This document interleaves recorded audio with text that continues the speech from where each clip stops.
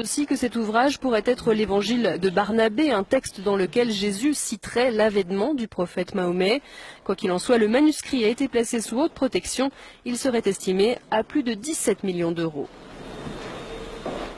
Cette Bible soutient que Jésus n'a pas été crucifié, le Vatican est sidéré.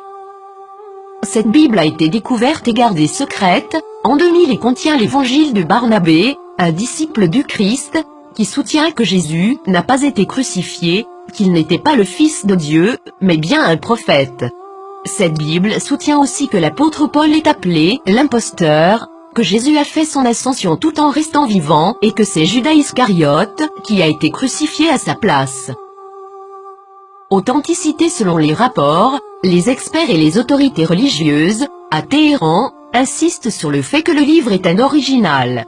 Il est écrit avec des lettres dorées, sur du cuir relié et il est écrit dans la langue araméenne, qui était la langue parlée par Jésus.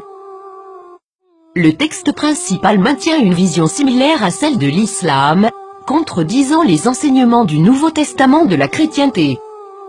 Jésus a aussi prédit la venue du prophète Mahomet, qui a fondé l'islam, 700 ans plus tard.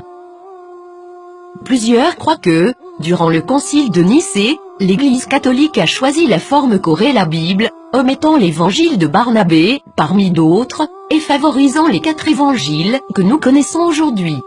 De nombreux textes bibliques ont commencé à faire surface depuis ce temps, incluant ceux de la mer morte et les évangiles gnostiques, mais cette Bible semble tout particulièrement inquiéter le Vatican.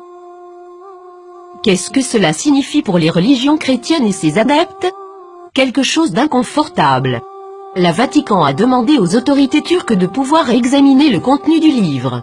Maintenant que ce livre a été découvert, accepteront-ils cette preuve? La nieront-ils? L'appelleront-ils un mensonge musulman, comme l'a fait le magazine Truth en 2000?